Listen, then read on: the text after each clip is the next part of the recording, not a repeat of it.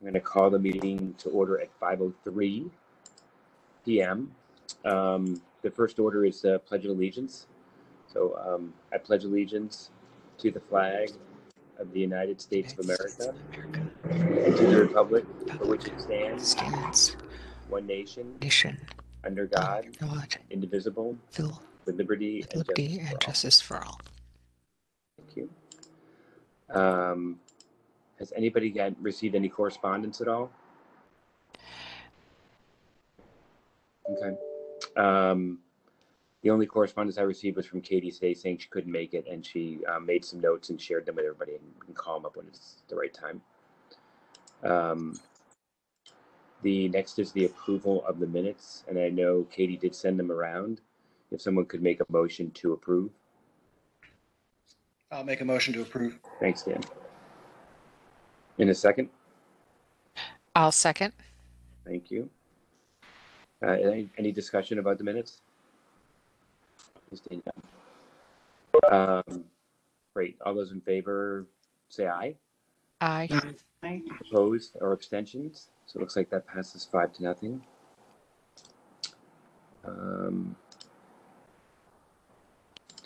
So the first order of business, old business, is review draft of the town communication strategy and finalize. Did everybody get that from Danielle? Mhm. Yep. Danielle, are you there? Yes, I am. I'm just leaving the high school, so I won't join via video, but I'm here. Thank you. Okay, great. So we're on the first order of old business, which is review the communication strategy, the draft, and talk about it. And does anybody have any comments or notes? Everyone's in good agreement with it as far as written? Yeah, the one thing I thought on the implementation of the strategy, it seemed to me that either an additional item, numbered item, might be a creation of a best practices document or sort of a guideline document in terms of basically sort of a toolkit that you could hand to pretty much anybody. But here's what a commissioner should know, and here's what anyone responsible for a community channel, where you can find this, what you should say or what not to say. I'm not certain exactly what that would be, but I think it's always helpful when I'm onboarding someone to give them, here's the rundown of all of our museum stuff. Here's what you say, what you don't say. Here are the channels. If you need this, do this. Just sort of general guidelines. It doesn't necessarily need to be a big involved document, but just something that, and maybe in some, just reiterating some of the key strategic elements at the top. We want to try to reach as many people as possible. We're trying to do this, and here are the best practices. That makes sense. Really helpful. And so would you envision that for both kind of onboarding for staff as well as maybe board and commission chairs or members? Yeah, exactly. Anyone who's going to be participating in this from sending things out, and I realize it's two-way communication, but from the town perspective, whether it be staff members or commissioners or chairman or chairwoman, I think that would be that would be the target for that document for someone who's going to be doing this type of communication. Should we put that as a something we want to get for the next meeting, Danielle, like an outline? You can work on that. Yeah, Bruce, just because I'm driving, if you or someone else on the call, I know because Katie couldn't make it, could take some basic notes. I think that would be a great follow-up recommendation to look at. And we've already been working a little bit on something somewhat similar, but not quite exactly what Dan described. And I think it's a great idea. So let's add that, and I'll add that to my to-do. Okay, we'll do. I had just one other thought, which is I think that it would be helpful to have there be a way in which there could be a review, and I don't mean a complicated review process, but if something isn't working or there's something new that happens, that it can be, sort of adapted into the plan. And, I hate to say this, I don't think we need to be doing surveys, but if there was a way that maybe it's, once it gets implemented, that there's a period of time where people really can give that kind of feedback, the commissioners and the committee chairs so that we know maybe there's something they experimented with that would be beneficial and helpful to everybody. And I'm not sure exactly how we want to do that, but I think it's important to have that up front. Thanks, Denise. And I think I want to say that Denise, just to be sure I understand, I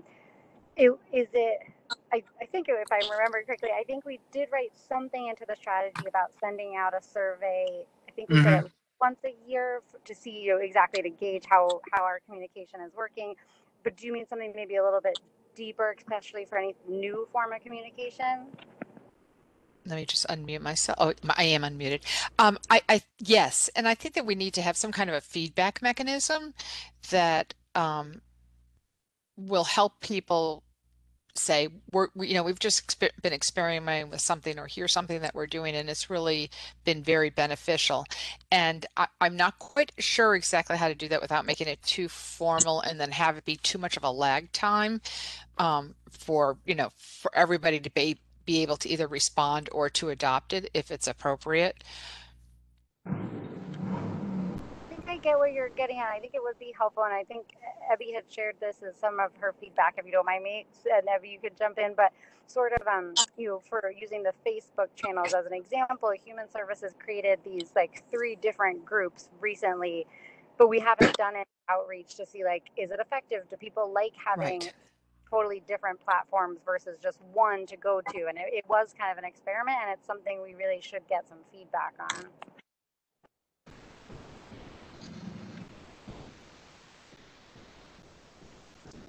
So maybe as a recommendation or a follow-up point for that is to kind of explore a more real-time or immediate kind of feedback mechanism, whether it is, via an online survey, but for, not just a once a year, but a more immediate to kind of gauge feedback and maybe possible tweaks to new communication channels. yeah. Mm-hmm.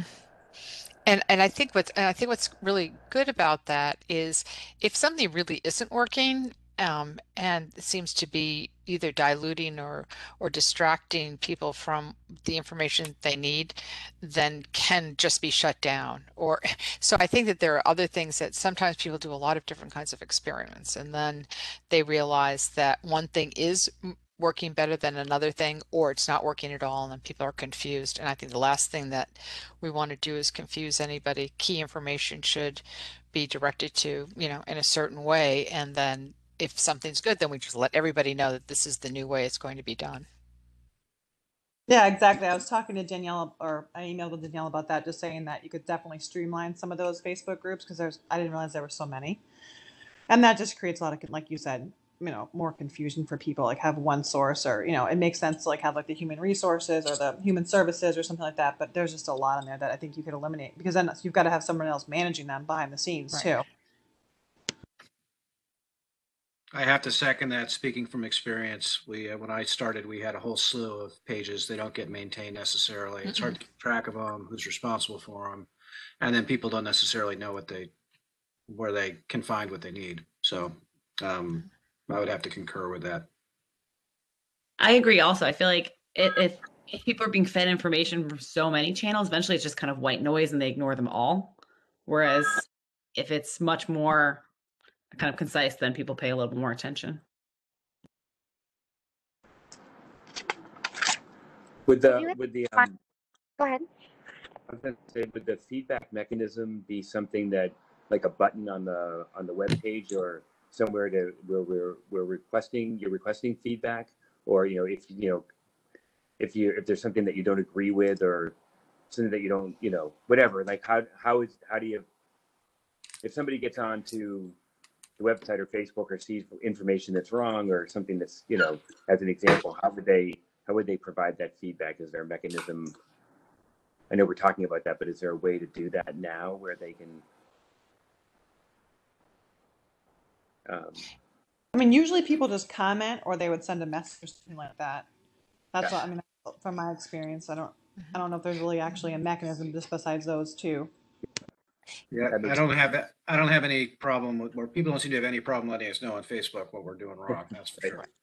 Right. Is there, if people are, is there, say they don't want to put something on Facebook, which is, you know, you're right, most people don't have a problem with that, but if they don't want to, but is there sort of a bucket email that all, you know, sort of social media or communication feedback could go to? So it could be communication at, so that so that we could sort of start to aggregate some of the feedback. I don't think that necessarily solves or is a solution for what you just asked, Bruce, but it's like, you know, just let us know, and that immediately goes into an email and people could just do it. Maybe they won't do that. Maybe they would prefer to make comments, but it's not just Facebook, because there could be other places where they would, if you have feedback on any communication that's happening or not happening, here's where we,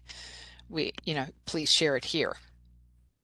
I love that idea because I think that could also weave into the survey we want to send out, that we need somewhere for that to also go if people have questions or follow-up. So maybe Bruce has another follow-up point for me is to talk with our IT team about creating a dedicated kind of communication email. And we could, I think, put that exactly like on our website, on our different social media pages, on the EDC newsletter, and say, you know, we welcome your feedback on how we can improve our communication. That way, at least people know it's the options out there, and even if it's just a few people, but maybe they might give us some good ideas. Mm-hmm. I agree. And then if we do a town, you know, newsletter as an example, that's one where I could see, or even through the EDC one that they already have going, you know, have maybe a specific survey link to that to say, you know, what information in this one did you find helpful, or, you know, not as helpful, or what do you want more or less of, or a way to get some feedback. Because we found just experimenting, it is hard to know. There's so much going on, and should it be more just like updates from board and commission members, or should it be community wide, kind of pulling in, you know, things other nonprofits and businesses are doing. And obviously different people want different things, but it's helpful to get that feedback. Very good. Any other a follow-up question on the social media pages? So just to share, and I should have had Leanne join, maybe I'll have her join the next call to get some feedback from you guys. But I know that for human services, their thinking was exactly like information overload, and if everything's streaming through, you know, the one page, it could get missed. So they decided to try this kind of experiment of setting up very like focused, like one about employment, one about like, you know, kind of social service support, and other one for recreation. So that way people could kind of subscribe for more what they want to get information and updates on, I guess. So I guess with that, even with that in mind, would you still recommend, and be very honest here, would you still recommend to be better to streamline more? Because I do recognize as I put that list together, we have like 12 Facebook pages. How's it working for them? That would be my question. I mean, if there's a lot of content and they're getting engagement and people seem to be finding what they want, they have an audience that is that they're meeting a clear need, then great. I would say they're doing the right thing. If on the other hand, they're not getting much engagement, it's not being updated regularly, they don't seem to have generated much of an audience, and it's not meeting the needs, then maybe we do need to take a look at it. So I would just, I don't know the answer to that. I didn't cruise over those pages particularly. I mean, if it's working, great. If it's doing exactly what it's supposed to, then wonderful. Then we can have 27 different Facebook, you know, pages. But that isn't always the case. So I guess I would just sort of frame it that way. Is there a way in which to have on sort of a cover, sort of on the top somewhere, that here are the umpteen town of Stonington Facebook pages, and then they could click? Can they all be linked to each other? I don't know how to do that on social media. I don't know if anybody else is more savvy or could point us towards someone, but we did just last week. I was really excited. The link we sent out, finally, at least on our webpage, do that inventory and the linking so people could see it at least on the webpage. But it would be so helpful if we could link them directly. I'm not fond, as everybody knows, of Facebook. So, um, but that aside, I think that you can do that. So, I can do a little bit of research, and then if anybody else does use Facebook on a regular basis, and this is really from a, sort of the structural component of it. But I think if you could have that, maybe it's just having it in the top of your, the image, or there's some way that you can hyperlink something within it. I don't know. See, I I don't- don't know. I don't know if Facebook does that. No, it doesn't. It doesn't in won't that let- way. Yeah, that is annoying. Like Instagram, you can put you can tag the other businesses. Yeah, Nice, exactly. You yeah, can't do but that I with don't- that. Another reason to cancel Facebook. No, Mhm. we could look at least doing it on Instagram, and then I think to the point that Dan and Abby and Denise, you guys all raised, we need to get more feedback and maybe some tracking. So we could also probably look at some of the data on the Facebook pages and just see what kind of engagement we're getting and how the team feels like the resources that are needed to run all the separate pages. Is it extra work? So I'll try and gather up some of that data and see.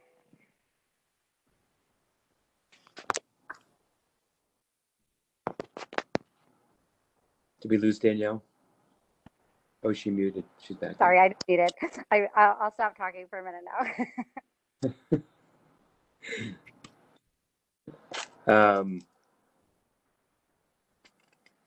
So I think are we good on the communication strategy? Everybody, Yeah, that's pretty good. very good. Thanks, Danielle, for sending that over, having that done. No, thanks. So maybe, Bruce, would the goal be then maybe, because there were two, I think, recommendations for us to add to, maybe we'll try and work at that, get it to everybody before the next meeting, and then with the goal of finalizing it in April and kind of putting it fully out there? Yeah, I think so. Would everyone agree? Yes. So that's what we'll do, Danielle. I have that in the notes that we'll look at the two recommendations and propose, and we'll have have the finalized version for the next meeting in April. The next item on was to discuss community and department committee survey and finalize the questions. And Danielle, I know you had said I thought you said that you had moved it to a Google document. Right. I made a Google form survey, but maybe did the link come through? Was anybody able to look at it? Yeah. It So worked. I saw the Stonington EDC website was listed twice. But other than that, I thought it looked really good. In the email, you should have to click on here. It's a link. Okay, maybe And I it'll missed bring that. Good. And I think it's a nice link too. I think if it was any longer, we would have a big drop off in people, completing it. I wouldn't make it any longer, I guess, but looks like you can get through it pretty quickly. Good.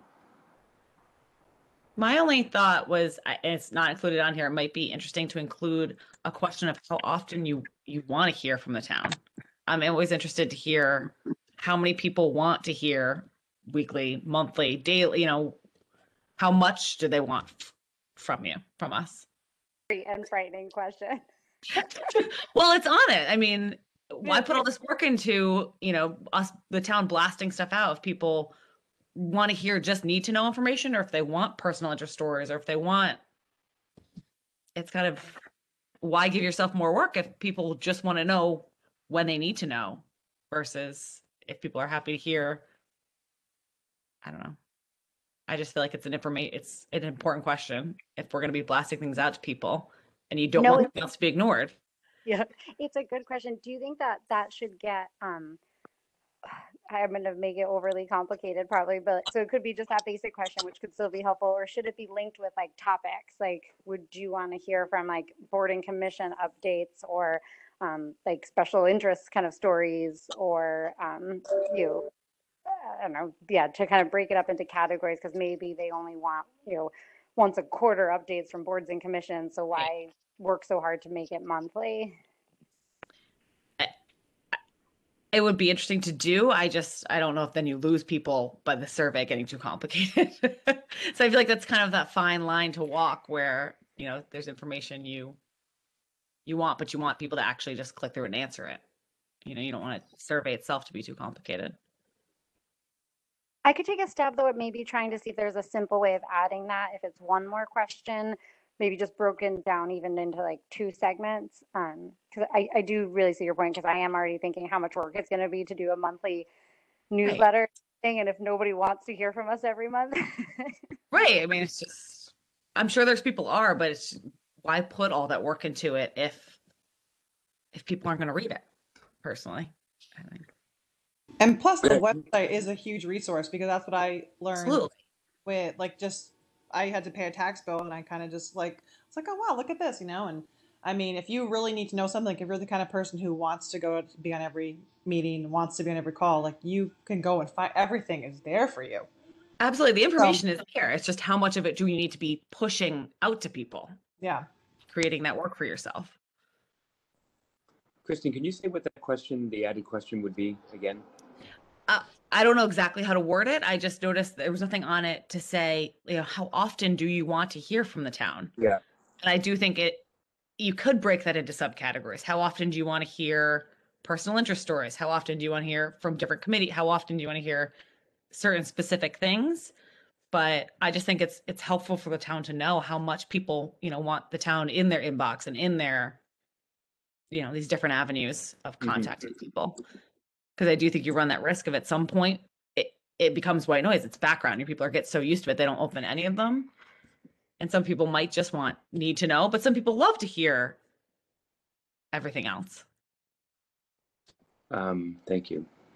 With regards to question 3, do you think it's helpful? I'd like to give people some communication methods, so that the answers are standardized. So you can give them a list of whatever it is, 8 or 9, and then have another as well where they can check off as many as 3 or something. But anyway.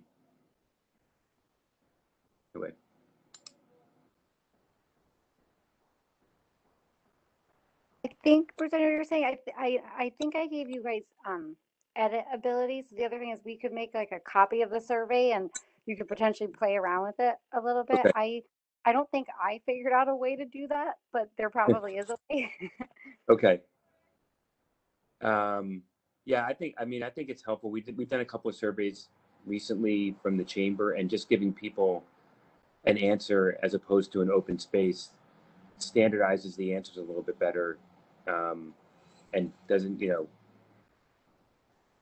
I think it's easier to track, but I can try to fiddle with that a bit. Yeah, I'd have to have to agree with that. We're working actually with 2 different survey firms at the moment doing some research, and they both said that, open-ended questions versus specific choices are the way to go, which I think we'd all agree with, but we got that from the experts. It's okay to have one in just for whatever the open-ended answer is, and those can be valuable, but in general, it's much more effective to give people set choices. Okay. That's really helpful. So if you guys don't mind, maybe, going into the survey again, and whatever way you want to do it, if you're worried to do it directly in there, maybe just make a copy and call it your name or version 2. And if you do see ways or you could just email me the way you think it should be done, and I can try and mess around in there, but where they are too open-ended, and if you can see a way that we should do the survey kind of options differently. That's fine.